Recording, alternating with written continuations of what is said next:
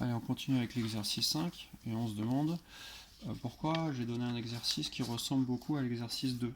C'est un peu la même chose. Est-ce que c'est un tableau de proportionnalité? Donc vous allez voir. 4,2, alors pour trouver ça, la méthode qu'on a vue dans le cours, c'est on divise la deuxième ligne par la première ligne, 4,2 divisé par 3, et puis 4,2 divisé par 3,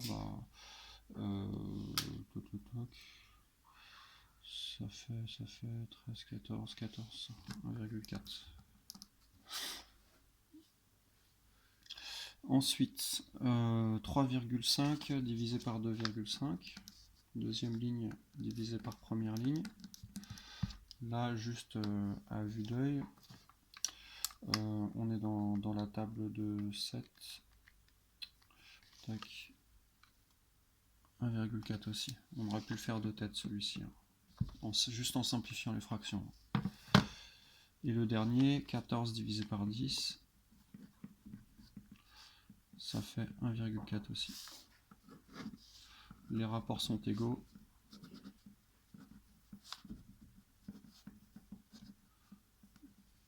Donc, le tableau est de proportionnalité.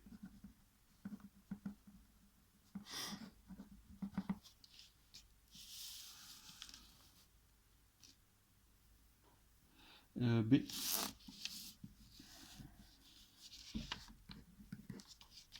5,6 divisé par 2,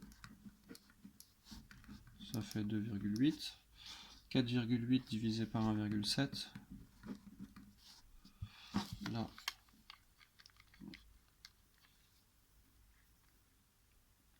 hop, ça fait 0,68. Ah, je me suis trompé, je me disais aussi, il y a un 1, je ne l'ai pas noté. Donc 4,8 divisé par 1,7, ça fait 4,58. 59 si on arrondit. Ah, je me suis encore trompé.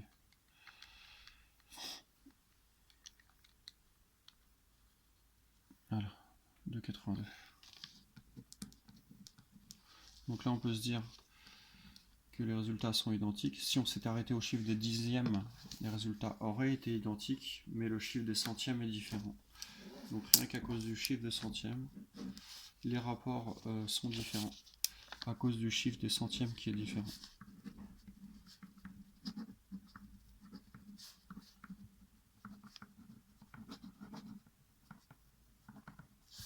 Donc le tableau n'est pas de proportionnalité.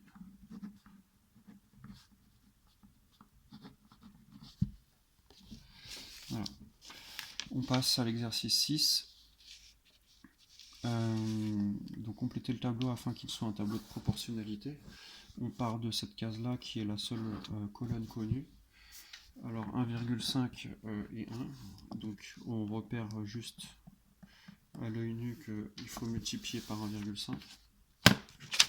Ensuite, 0,5 fois 1,5. Normalement, il faudrait écrire les calculs. Encore une fois, je le répète toujours. Hop, ça fait la moitié de 1,5, ça fait 0,75. Ensuite, 2 fois 1,5, c'est 2, plus la moitié de 2, donc ça fait 3. Après, 4,5, on va diviser pour remonter à la première case par 1,5. Donc, c'est 3. Et 5,25, on va diviser par 1,5. 5,25 divisé par 1,5, ça fait 3,5. Et le dernier, 4 fois 1,5, ça fait 6. Ensuite, on doit placer un point sur le graphique. Vous avez le graphique qui a été tourné pour une question de place. Alors, pour placer les points, je tourne le graphique, je le mets comme ça. 0,5 le premier point, là, 0,75, c'est là. On fait des petits pointillés et on marque un point. Deuxième, c'est 1, 1,5. 1,5 il est ici, au milieu entre 1 et 2. Deuxième point. Troisième, on a 2, 3, il est là. Troisième, on a 3, 4,5, il est là. 4,5 là. Le dernier, 4, 6, il est là. Donc si vous regardez et que vous prenez une règle, vous constatez que les points sont alignés avec l'origine. C'est une caractérisation de la situation de proportionnalité. Dès qu'il y a proportionnalité, on l'a vu dans le cours, les points sont alignés avec l'origine.